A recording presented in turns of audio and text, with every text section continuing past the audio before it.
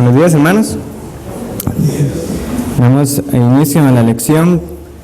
Como estamos acostumbrando, un breve repaso de lo que trató la clase anterior con los puntos principales. También espero que hayan hecho la tarea, si no tienen una semana más todavía, cuando les entregue la otra la siguiente semana, pero vieron que hay dos partes, una que dice personal y otra que dice pues tarea. La que es tarea es la que se entrega, la parte personal es como un medio de ayuda para nosotros, para motivarnos realmente en el hacer y en nuestra responsabilidad en que mostremos las virtudes del fruto del Espíritu Santo. Muy bien, vimos la humildad. ¿Qué era la humildad? Era ese reconocimiento de quién era Dios con todos sus atributos y quién era o quién es el hombre y quién es uno. Y que esto entonces nos lleva a nosotros no solamente a reconocerlo, sino que va a crear una disposición a actuar conforme a ese reconocimiento. Y entonces el que es humilde ante Dios, es decir, que también será humilde ante su palabra, lo será ante los demás. Y vimos tres aspectos principales, esto es la sumisión, el servicio y la honra o la estima a los demás. En la sumisión esto era instrucción y corrección principalmente. Y el servicio, como vimos también, que era algo que Cristo nos había mandado a nosotros, como yo os he lavado los pies, vosotros también deberos lavar los pies los unos a los otros, pero que Pedro nos recuerda que solamente puede ser hecho en dependencia de la gracia de Dios, y así mismo con cada una. Y entonces resumimos la lección con esas tres preguntas: ¿quién es Dios? ¿Quién es usted? ¿Y qué hizo Cristo? Que eso debería ponernos a nosotros siempre en perspectiva. ¿Por qué? Porque no solamente Pablo, nosotros lo leemos él siempre reconociendo que él era el último de los santos, que era el primero de los pecadores, que era como un abortivo en cuanto a los apóstoles, sino que también se lo pasa recordando a sus lectores. Y busquemos ese pasaje de 1 Corintios, capítulo 1, y leemos a partir del versículo 22.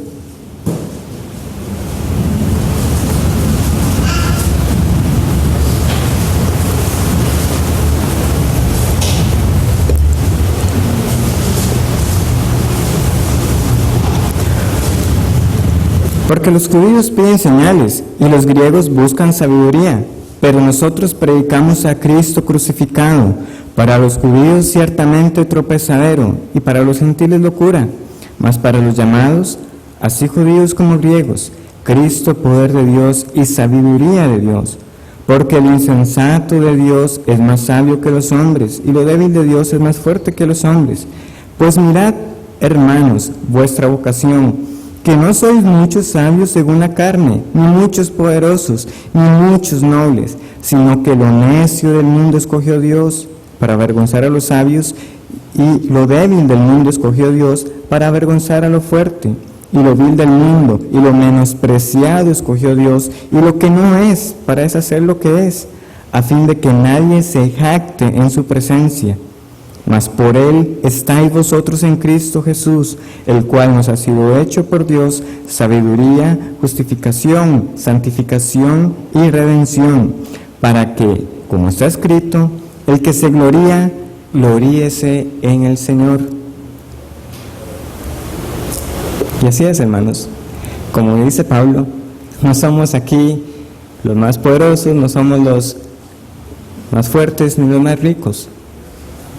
Pero esto no es motivo de vergüenza, sino por el contrario, de gozo, porque en Cristo nosotros sí estamos completos. Pero hay una relación entre la humildad y el amor, porque así como la humildad es antagónica al orgullo, y así como la humildad no busca lo suyo, sino que está atenta a las necesidades de los demás, eso mismo se dice del amor. Nosotros leímos en Filipenses capítulo 2, el versículo 3, diciendo Pablo a los filipenses: nada hagáis por contienda o por vanagloria, antes bien con humildad, estimando cada uno a los demás como superiores a él mismo, no mirando cada uno por lo suyo propio, sino cada cual también por lo de los otros. Y esto mismo también se dice del amor, llama la atención. Veamos, por ejemplo, en la epístola de 1 Corintios, donde Pablo va a usar un término que lo va a usar a lo largo de la carta. Y veamos el versículo 6 y versículo 7 del capítulo 4. Por esto, hermanos, lo he presentado como ejemplo en mí y en Apolos, por amor de vosotros, para que nosotros aprendáis a no pensar más de lo que está escrito, no sea que por causa de uno os envanezcáis. Esta vanidad o este envanecerse es la misma palabra que Pablo va a usar a lo largo de la carta, y vamos a ver siempre cómo la usa. Entonces decía, no os envanezcáis unos contra otros, porque ¿quién te distingue? ¿O qué tienes que no hayas recibido? Y si lo recibiste, ¿por qué te glorías como si no lo hubieras recibido? Él luego vuelve a usar esa palabra en el versículo 18. Dice, mas algunos están envanecidos, como si yo nunca hubiese de ir a vosotros, pero iré pronto a vosotros, si el Señor quiere, y conoceré, no las palabras, sino el poder de los que andan envanecidos, porque el reino de Dios no consiste en palabras, sino en poder. ¿Qué queréis? ¿Iré a vosotros con vara o con amor y espíritu de mansedumbre? Pablo está reprendiendo la vanidad de ellos. ¿Y cómo quiere que vaya entonces? ¿Con vara de corrección o con un espíritu manso, humilde y de amor? Luego los vuelve a llamar la atención en el versículo 2 del capítulo 5. Y vosotros estáis envanecidos. Y luego vemos cuál era la causa de su vanidad, que era el pecado tan evidente que había en medio de ellos.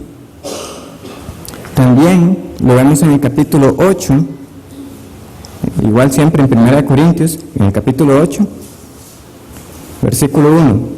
En cuanto a lo sacrificado a los ídolos, sabemos que todos tenemos conocimiento. El conocimiento envanece, pero el amor edifica.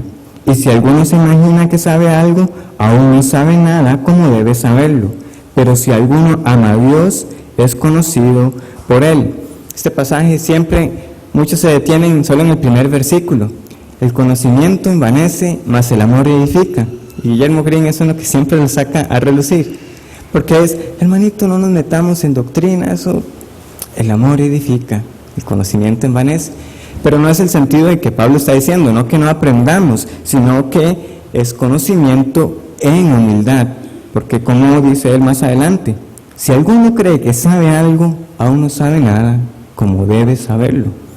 Es reconocer que somos limitados en nuestra capacidad. Un conocimiento entonces en humildad y en amor. También en el capítulo 13, 1 Corintios 13,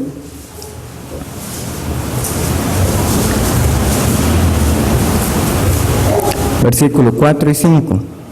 El amor es sufrido, es benigno, el amor no tiene envidia, el amor no es jactancioso, no se envanece, no hace indebido, no busca lo suyo, no se irrita, no guarda rencor. Entonces no es casualidad, hermanos, que lo mismo que se decía de la humildad, se diga también del amor, que no busca lo suyo, que no se envanece, que no hay jactancia. ¿Podríamos nosotros acaso imaginar que podríamos someternos a la autoridad correspondiente, ya sea esta en el hogar, en la iglesia, en el trabajo o en cualquier otro ámbito? ¿O que podríamos nosotros servirnos los unos a los otros? ¿O que podemos estimar a los demás como superiores a uno mismo? Si no hay amor.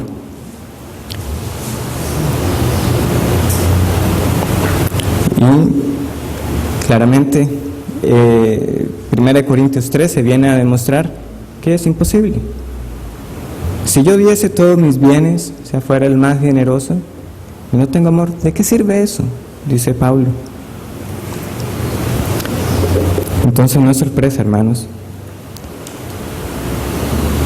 Ahora, cuando vamos a estudiar entonces el fruto del Espíritu y vamos a hablar del amor, debemos entender lo siguiente. Ya nosotros estudiamos el amor de Dios como base o fundamento de la devoción a Dios. Pero el amor, en el sentido que es usado en Gálatas 5:22, se refiere primeramente al amor hacia los demás y no limitado, pero primordialmente a los hermanos en la congregación, a los hermanos en la fe. Sin embargo, cuando hablamos de el amor a los demás, es triste el estado o cómo se interpreta este amor a los demás en la actualidad. Cuando Cristo dijo, y amarás a tu prójimo como a ti mismo, hoy el énfasis está en uno mismo. Es que usted no puede amar a los demás si primeramente usted no se quiere, usted no se ama. Yo no entiendo, hermanos, honestamente, yo no entiendo cómo es que ese énfasis ha caído hoy así. O sea, ¿cómo se puede llegar a interpretar las palabras de Cristo de esa manera? De que para poder amar a alguien, uno primero debe amarse. No suena tan natural que alguno dice, Ronnie, pero ¿qué está diciendo? Tiene sentido. Si alguien no se quiere, ¿cómo va a amar a los demás? Es que la expresión que Cristo está usando supone que cada persona ya se ama a sí misma. Nosotros leemos en Efesios 5:21 que nadie jamás aborreció su propia carne, sino que la cuida y la sustenta. Las personas que se pueda aducir de que baja autoestima o que toman decisiones, no sé, como depresivas o de suicidio, hermanos, puede ser cualquier cosa menos falta de amor. Es egoísmo, más bien. Entonces, amarás a tu prójimo como a ti mismo. Ya supone que cada uno tiene un amor hacia uno mismo. Como Pablo dice, más bien, o sea, que cada quien piense con cordura, que nadie piense más allá de lo que debiera pensar. Es como yo les ponía el ejemplo cuando una vez en una clase tuve que exponer esta misma expresión con ustedes. Si yo digo, Ronnie come como un caballo, ¿qué es lo que suponen ustedes? Que como poquito. Es como el hermano Eduardo decía, en una exageración también, tengo tanta hambre que me comería una vaca. O sea, ¿qué es lo que asumimos en esa expresión? No, es que depende si la vaca es pequeñita, o bueno, de rato es un caballo que está flaco y Ronnie no come mucho. No, o sea, no nos ponemos en esos detalles de qué es lo que entendemos naturalmente. Estamos diciendo entonces, amarás a tu prójimo como a ti mismo, es como usted también, ya de por sí se ama, ame también a los demás. Y en todo caso también, hay algo que deberíamos recordar en el contexto cuando Cristo dijo eso. ¿Qué fue lo primero? ¿Y cuál es el primer mandamiento? Amarás al Señor tu Dios con toda tu alma, con todas tus fuerzas, con toda tu mente, con todo tu corazón. Y un autor, Betún, por decirlo así, nos pregunta válidamente, si ya debemos amar a Dios con todo, ¿cómo puede quedar espacio para amarse a uno mismo y amar a los demás? La respuesta está en que el amor a Dios incluye este amor al prójimo. Si uno ama a Dios, naturalmente debería también expresarse en un amor hacia los demás. Si ya Dios está demandando todo, no debería haber tiempo para que nosotros nos estuviéramos dedicando más tiempo del necesario a nosotros mismos.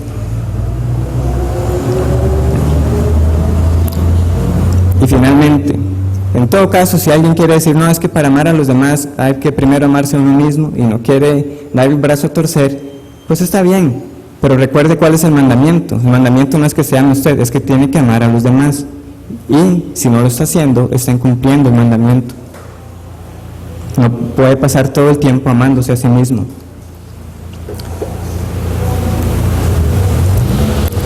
Ahora bien, no debería sorprendernos a nosotros que el amor esté de primero en la lista. El amor viene a ser ese vínculo perfecto en el cual todas las demás virtudes del fruto del Espíritu están atadas, están unidas y del cual se desprenden. Leamos, por ejemplo, Colosenses, capítulo 3.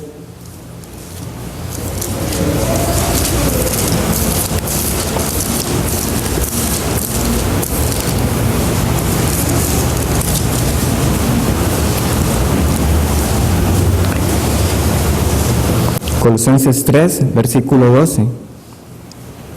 Vestidos pues como escogidos de Dios, santos y amados, de entrañable misericordia, de benignidad, de humildad, de mansedumbre, de paciencia, soportándoos unos a otros y perdonándoos unos a otros, si alguno tuviere queja contra otro.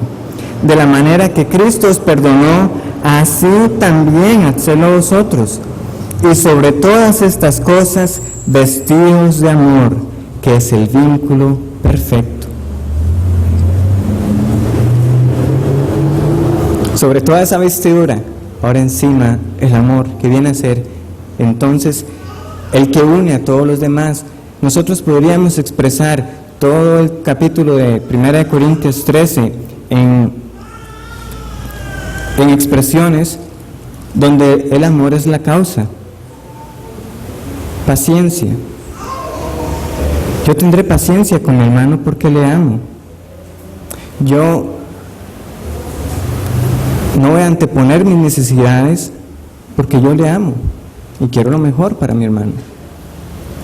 No voy a irritarme fácilmente porque le amo. Y así sucesivamente, hermanos, con cada uno. Voy a echar fuera el orgullo. Todo lo va a sufrir, lo va a soportar por amor.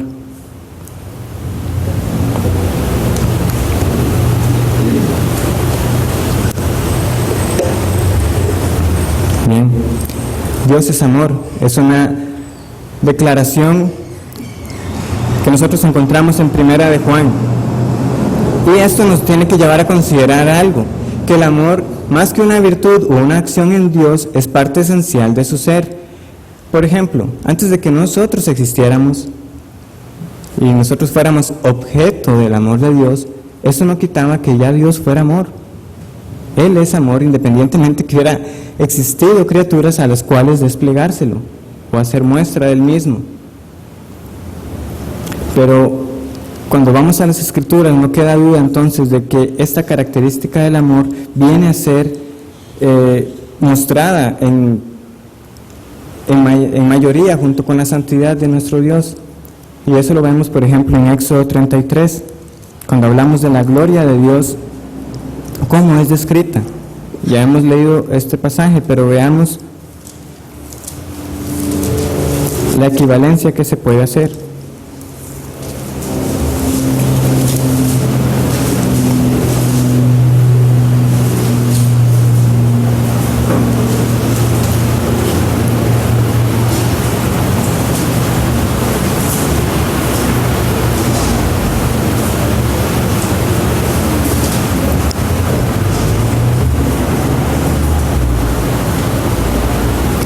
Moisés ha solicitado, ¿verdad?, en el versículo 17, en el versículo 18, él entonces dijo: te ruego que me muestres tu gloria. Y el Señor le responde en el versículo 22, y cuando pase mi gloria yo te pondré en una hendidura de la peña y te cubriré con mi mano hasta que haya pasado. ¿Y qué fue la gloria de Jehová que pasó delante de Moisés? Nosotros leemos entonces la declaración a partir del versículo 6, en el capítulo 34. Y pasando Jehová por delante de él, proclamó: Jehová, Jehová, fuerte, misericordioso y piadoso, tardo para la ira y grande en misericordia y verdad, que guarda misericordia a millares y que perdona la iniquidad, la rebelión y el pecado, y de que ningún modo tendrá por inocente al malvado, y que visita la iniquidad de los padres sobre los hijos y sobre los hijos de los hijos hasta la tercera y cuarta generación. Él dijo: verás mi gloria, y la declaración fue misericordia, bondad y perdón. También vemos algo similar en 2 de Crónicas, capítulo 7.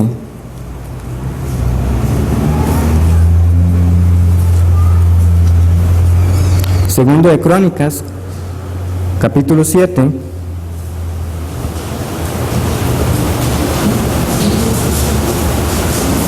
y dice así, el versículo 2: y no podían entrar los sacerdotes en la casa de Jehová, porque la gloria de Jehová había llenado la casa de Jehová. Cuando vieron todos los hijos de Israel descender el fuego y la gloria de Jehová sobre la casa, se postraron sobre sus rostros en el pavimento y adoraron y alabaron a Jehová diciendo, porque Él es bueno y su misericordia es para siempre. Vieron la gloria de Jehová y lo que dijeron es, Dios es bueno y su misericordia es para siempre.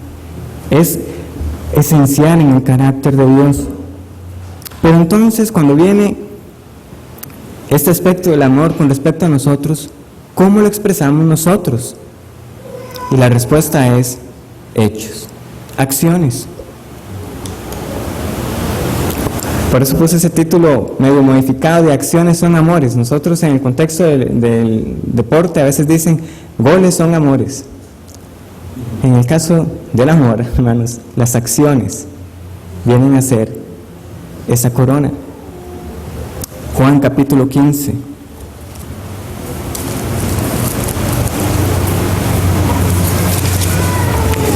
Dice el Señor, este es mi mandamiento, que os améis unos a otros como yo os he amado. Nadie tiene mayor amor que este, que uno ponga su vida por sus amigos.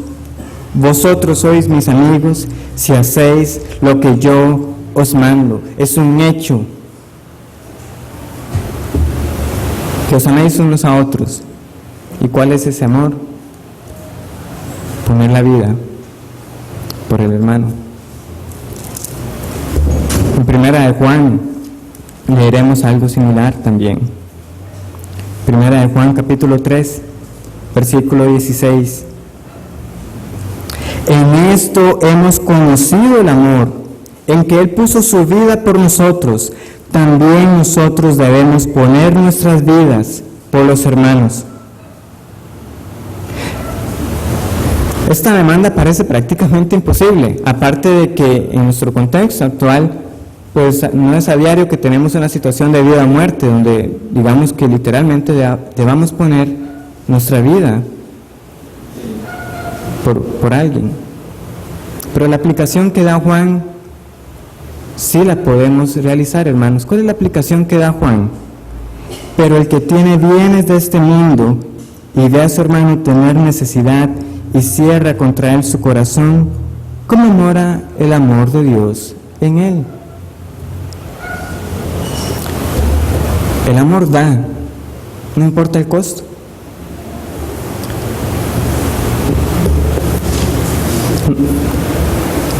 Y este costo algunas veces será material, porque algunas veces esa será la necesidad que tenga nuestro hermano. Y es lo que Juan nos dice. Si usted lo ve que tiene necesidad, ¿cómo va a cerrar usted su corazón?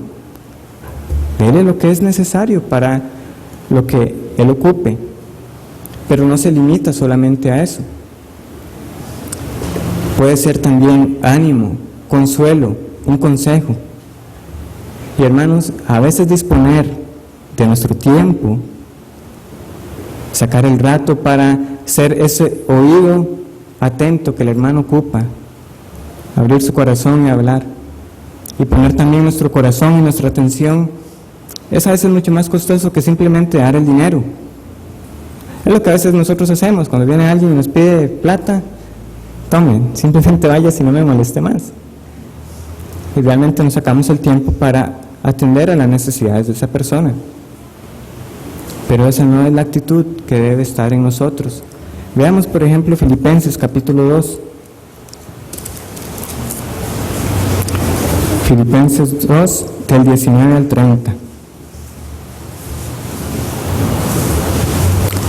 Espero en el Señor Jesús enviaros pronto a Timoteo, para que yo también esté de buen ánimo al saber de vuestro estado, pues a ninguno tengo del mismo ánimo y que tan sinceramente se interese por vosotros. Y veamos la descripción que se le da a Timoteo, porque todos buscan lo suyo propio, no lo que es de Cristo Jesús, pero ya conocéis los méritos de Él. ¿Recuerdan? El amor y la humildad no buscan lo suyo propio, pero no era así con Timoteo, que como hijo a padre ha servido conmigo en el Evangelio. Así que a este espero enviaros, luego que yo vea cómo van mis asuntos, y confío en el Señor que yo también iré pronto a vosotros. Mas tuve por necesario enviaros a Epafrodito, mi hermano y colaborador y compañero de milicia, vuestro mensajero y ministrador de mis necesidades, porque él tenía gran deseo de veros a todos vosotros, y gravemente se angustió, porque habíais oído que había enfermado, pues en verdad estuvo enfermo, a punto de morir. Pero Dios tuvo misericordia de él, y no solamente de él, sino también de mí, para que yo no tuviese tristeza sobre tristeza. Así que le envío con mayor solicitud, para que al verle de nuevo os gocéis, y yo esté con menos tristeza. Recibidle pues en el Señor con todo gozo, y tened en estima a los que son como él, porque por la obra de Cristo estuvo próximo a la muerte, exponiendo su vida para suplir lo que faltaba en vuestro servicio por mí. Recordemos la situación de Pablo, posiblemente encarcelado. Y tanto Timoteo como Epafrodito estaban ministrándole a él. Y en el caso de Epafrodito, él dice, ministrador de mis necesidades. Vuestro mensajero, ellos se lo habían enviado para que Epafrodito les sirviera, para que ministrara en sus necesidades. Y Pablo dice, pero sé que ustedes también están sufriendo por él, porque han escuchado que cayó enfermo. Yo también se los mando de vuelta. Estuvo dispuesto a desprenderse de él, cuando posiblemente Pablo todavía podía ser de gran ayuda para él. Pero Pablo escucha que ellos están angustiados, yo se los mando de vuelta. Se desprende. Y asimismo está también dispuesto a enviar a Timoteo. Y no tengo ninguno como él, también se los envío.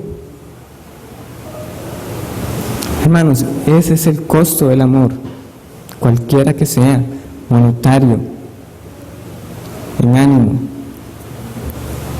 en tiempo, en servicio, en atención. Pero también el amor perdona. Primera de Juan, capítulo 4, versículo 9.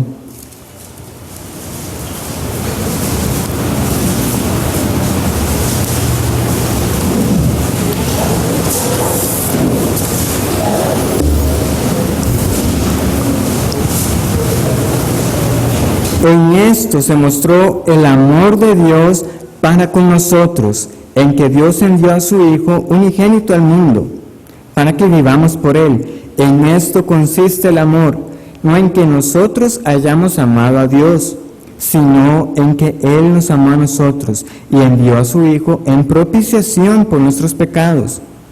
Amados, si Dios nos ha amado así, así debemos también nosotros amarnos unos a otros. ¿Cómo se está reflejando o cómo está exponiendo Juan el amor de Dios en este caso? En perdón. Que Dios mostró su amor en que envió a su Hijo por propiciación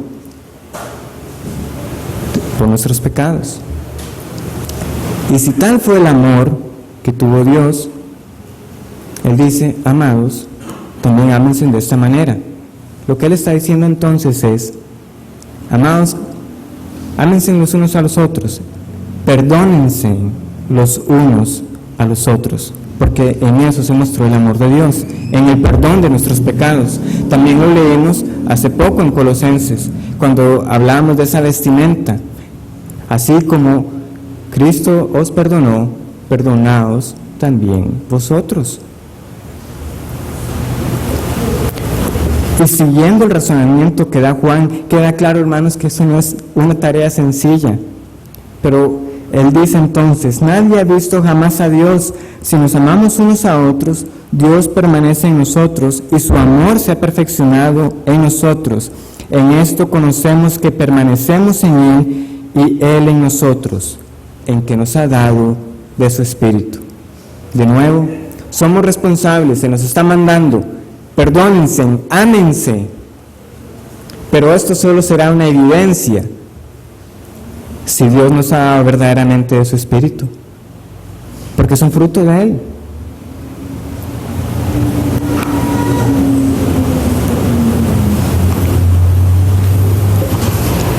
Hermanos, ¿qué le costó el perdón a Dios. Le costó enviar a su hijo y enviarlo a morir en el madero. ¿Qué nos ha costado a nosotros? ¿Cómo somos nosotros en esta actitud del perdón? ¿Nosotros acaso exigimos así hasta lo último? No lo escuché bien. ¿Lo siente? Hermano, perdóname. No, más fuerte. ¿Es así? ¿O tenemos que ver actitudes así hasta que todavía no le creo que realmente esté sintiendo lo que dice que siente? Hasta la última consecuencia estamos nosotros exigiendo para mostrar el perdón. Nuestro sentido de justicia está torcido. Cuando muchas veces más bien nosotros mismos posiblemente estamos exagerando la afrenta. Como está torcido, pensamos que lo que nos ha sido hecho ha sido de lo peor. Y también debemos recordar que también el hermano que ha cometido la ofensa también tiene un sentido torcido de la justicia y que con honestidad él puede pensar, no, con esto pues el hermano debería perdonarme y de buena voluntad, porque quizás no tiene clara la dimensión del daño que ha sido hecho. Pero hermanos, no fue así el perdón de Dios. Él no esperó hasta que nosotros lo sintiéramos. Es que siendo aún pecadores,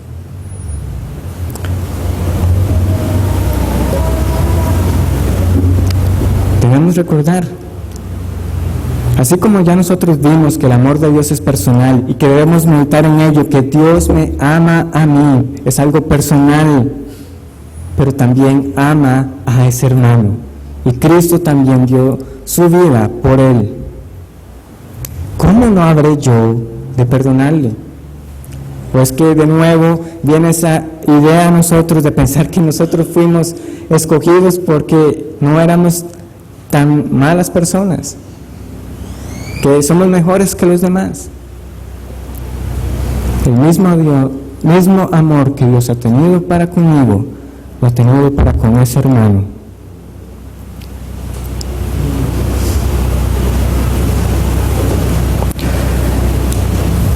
Y bien, nosotros podemos detallar en muchos más ejemplos en que este amor se demuestra. La expresión que Cristo usó, amarás a tu prójimo como a ti mismo, tiene su origen en Levítico capítulo 19. Y vamos a ir a Levítico 19 por un momento.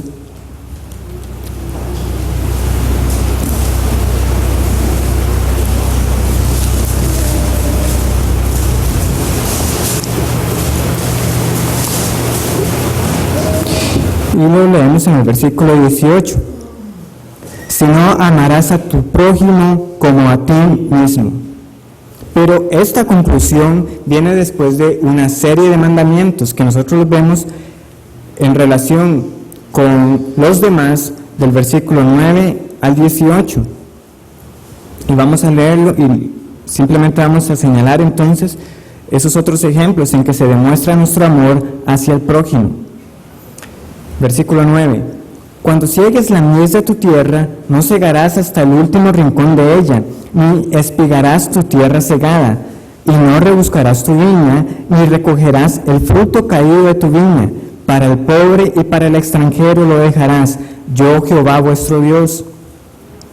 No hurtaréis y no engañaréis, ni mentiréis el uno al otro, y no juraréis falsamente por mi nombre, profanando así el nombre de tu Dios, yo Jehová. No oprimirás a tu prójimo, ni le robarás, no retendrás el salario del jornalero en tu casa hasta la mañana. No maldecirás al sordo, y delante del ciego no pondrás tropiezo, sino que tendrás temor de tu Dios, yo Jehová. No harás injusticia en el juicio, ni favoreciendo al pobre, ni complaciendo al grande. Con justicia juzgarás a tu prójimo. No andarás chismeando entre tu pueblo. No atentarás contra la vida de tu prójimo, yo Jehová. No aborrecerás a tu hermano en tu corazón. Razonarás con tu prójimo, para que no participes de su pecado. No te vengarás, ni guardarás rencor a los hijos de tu pueblo, sino amarás a tu prójimo como a ti mismo. yo Jehová. Y hermanos, y cada vez que aparece ese yo Jehová, es que Dios está tomando muy en serio estos mandamientos. Y así mismo deberíamos nosotros también.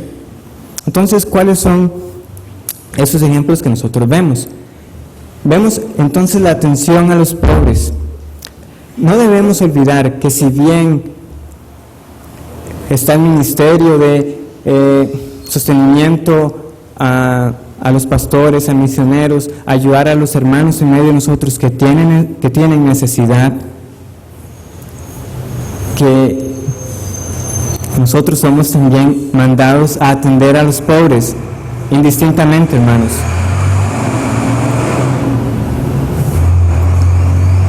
No se limita solamente a ese círculo.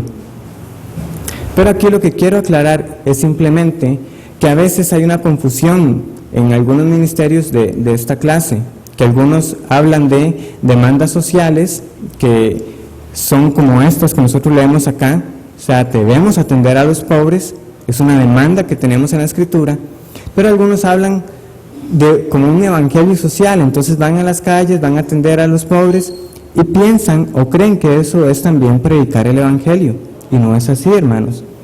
O sea, las demandas son claras, son atenciones que debemos tener indistintamente, o sea, atenderán a los pobres. Pero eso, hermanos, no es predicar el evangelio. El mensaje del evangelio es uno, y las demandas sociales que nosotros vemos son otras. También vemos una integridad en los negocios, cuando se nos dice que no juraremos falsamente, que no engañaremos ni mentiremos el uno al otro. Bien, ahora la mayoría de nosotros, pues ya no estamos en esa época donde tienen que llegar con una balanza y que yo vengo a usted con un saco de frijoles y se lo vengo a cambiar ahí por, no sé, unos quintales de maíz. Pero el punto sigue siendo el mismo, hermanos. ¿Vendemos nosotros al precio justo cuando vendemos algo? ¿O le meto ahí algo más porque sé que le voy a perder algo cuando la gente me viene a regatear? Y eso que aquí en nuestro país eso no es tan fuerte.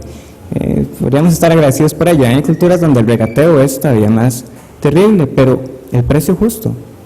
Vendemos nosotros a lo que realmente es, o como decía Eric hace unas semanas, vemos a alguien que se le cayó una plata y vamos a decir, la providencia de Dios. No. O cuando un vuelto, que vienen a nosotros y contamos, pagamos con menos y vemos que nos están dando un vuelto que no corresponde. Vamos a decir, el Señor sabe que lo necesito.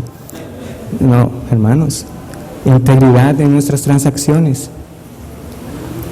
También un pronto pago de lo debido. Obviamente, también, de nuevo, la mayoría de nosotros no tenemos jornaleros en nuestras tierras, ni tenemos tierras, pero el punto es, a veces debemos honrar a alguien con algún pago en algo. Hermano, yo tal día le pago, y la otra persona está diciendo, bueno, tal día me cae el dinero que el hermano me dijo que me iba a pagar, y ese día no está la plata. El hermano ahí me tendrá paciencia y sabe que yo le pagaré. Hermanos, debemos honrar nuestra palabra. Nosotros no sabemos cuáles son las necesidades de la otra persona y si estaba contando con ese dinero. Entonces, si lo dijimos, que lo cumplamos. Ahora, claramente, puede ser el caso que tal vez nos hemos quedado sin qué pagar. Pues, debemos decirlo también. Pero que recordemos, hermanos, entonces eso. También un cuidado por los menos privilegiados. Y hermanos, si nosotros leemos algo como eso, no maldecirás al sordo, no le pondrás tropiezo al ciego, cuesta creer de que eso estaba realmente pasando para que Moisés lo escribiera en la ley. Eso estaban haciendo las personas. Como no lo escuchaba, le decía de todo. Viene el ciego, pongámosle que se caiga. Eso estaba pasando. Ahora, sería terrible si nosotros nos prestáramos algo literalmente como eso en estos días, pero no es muy distinto a que nosotros nos riamos con alguien, a que nos riamos de alguien. Y posiblemente nosotros, en nuestra infancia, no conociendo bien el Evangelio, nosotros éramos partícipes de bromas como esas, actuando como si tuviéramos problemas para razonar y cosas como esas. Debemos huir a tales bromas, porque eso no es correcto. Es distinto, en cambio, cuando alguien comete una falla, que está con todas sus habilidades bien y sanas, y simplemente pues nos reímos de eso. Me equivoqué haciendo tal cosa o diciendo tal cosa, me enredé con una palabra y nos podemos divertir con eso. Pero es distinto a alguien que tiene problemas de habla y que está tratando de decir algo y que nosotros hagamos mofa de él. También tenemos la no acepción de personas, diciendo: no complacerás al grande y no menospreciarás al pobre. De nuevo, también Santiago más adelante iba a decir también: ¿cómo es eso de que cuando viene el rico, pase aquí adelante, siéntese usted aquí, al pobre, bueno, y busca ver dónde se sienta? De nuevo, eso no debería ocurrir, literalmente, pero no es la única forma. A veces, y sucede cuando estamos, algunas personas en oficios que son más visibles, y es bueno sentirse amado, que vemos que hay hermanos que tienen atenciones para nosotros, pero a veces, hermanos, eso se excede y nos podemos olvidar de otras personas que también están congregándose y que pasan totalmente desapercibidas. Estamos haciendo una excepción. ¿Estamos nosotros atentos o solamente estamos atendiendo a los que de manera visible podríamos tener alguna clase de retribución? Cuando tenemos también una integridad al hablar, eso queda claro cuando vamos a decir que vamos a pagar algo, pero no solamente eso, sino también en juramentos, y mucho menos ni hablar de poner el nombre de Dios como para decir, se lo juro por Dios que tal día tal cosa. No es esa la forma en que nosotros deberíamos estar expresándonos entre nosotros, sino que sea nuestro hablar sí, sí y no, no. También vemos una corrección y crítica abierta en el versículo 17. No aborrecerás a tu hermano en tu corazón, razonarás con tu prójimo, y veamos las consecuencias de no hacerlo, para que no participes de su pecado. Y esto de nuevo es un ejercicio de amor. Hermano, no es amoroso si usted está reteniendo algo en su corazón y decir: no, dejémoslo ahí. Y empieza el resentimiento, el rencor, y no enfrentar al hermano con la situación. No, en amor, las personas, los hermanos llegarán y hablarán frente a frente. Eso sí es amoroso. Llegar y corregir al hermano y recibir instrucción, porque es en ambos sentidos. Algunas veces nos tocará instruir y corregir, algunas veces nos tocará ser corregidos y ser instruidos, pero eso es lo amoroso, porque si no, nos estamos haciendo partícipes de pecado. Y todo esto lo vemos entonces cómo se resume en una disposición, en cambio, a la bendición, en no tomar venganza, en no guardar rencor, sino amarás a tu prójimo como a ti mismo. Y es cierto, hermanos, el amor no es una emoción, es una decisión, dirán algunos, es un acto de autosacrificio, pero hablar de acción sin que nuestros sentimientos estén involucrados, podemos nosotros llegar a desarrollar una idea como que puedo amar a tal persona aunque no me agrade, pero eso no es cierto, y no estamos de nuevo diciendo que sea fácil. Habrán personas que son difíciles de amar, pero nosotros no albergaremos un sentimiento tal como esa persona simplemente no la puedo amar, y quedarnos tranquilos como si eso no fuera nada. No es así. El fervor y las emociones acompañan también a este amor. Nosotros vamos a leer a Pedro, a Pablo diciendo: amaos los unos a los otros con amor fraternal, fervientemente, que ahondéis en amor aún más y más. No es solamente que debamos decidir amar, sino es que debemos desear amar. Y cuando ese deseo no está en oración, decir al Señor: ayúdame a perseverar en hacer lo que debo hacer, en esas obras de amor, hasta que ese deseo también esté. Y que cuando uno diga: hermanos, que yo estoy lo amo en el Señor, eso sea genuino, tanto en obra como en palabra. Debemos perseverar. Porque nosotros no leemos esta restricción, nosotros no leemos amarás a tu prójimo, asterisco, vamos al final, ¿qué es lo que dice? Aplican restricciones. No, hermanos, eso era justamente lo que hacían los fariseos, que habían encogido el concepto de prójimo diciendo, bueno, mi prójimo será estos con los que me llevo bien, y a los demás serán mis enemigos, y no solamente no los debo amar, es que puedo odiarlos. Y eso no era así. Porque ¿qué mérito tendremos? ¿No aman los publicanos a los publicanos? Amad a vuestros enemigos. Ese es el mandamiento. No hay excepción. Amarás a tu prójimo, y vamos a poner una lista de quién es mi prójimo y los demás. Pues como no entran ahí, pues no tengo ninguna responsabilidad hacia ellos. Y esta es una frase que me pegó durante la semana.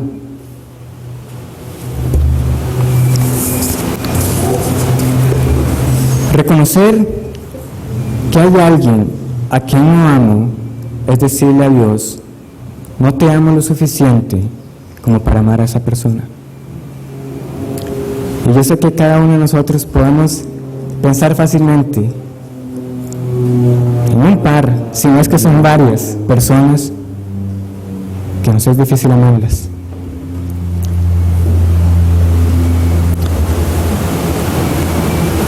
Puede ser ese esposo que no retribuye en amor todas las atenciones que se tiene para con él. Puede ser ese hijo rebelde. Puede ser otro hermano en la fe.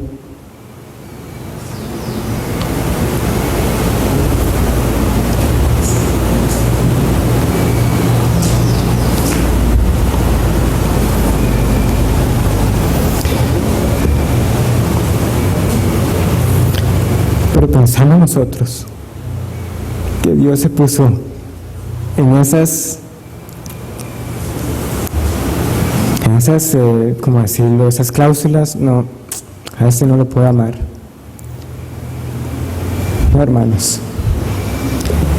Dios mostró su amor hacia nosotros, en que siendo aún pecadores, Cristo murió por nosotros. ¿Cómo no nos vamos a amar entre nosotros mismos entonces? Si somos los mismos pecadores, pero perdonados en Cristo. Y vendrá la tarea para nosotros. Yo sé que podemos reconocer a esas personas que son difíciles de amar, hermanos. Pero no hay excusa. Debemos amarlos. Y de nuevo, esto es solamente en dependencia del Espíritu Santo, porque es fruto de Él que el Señor nos ayude a perseverar en esto.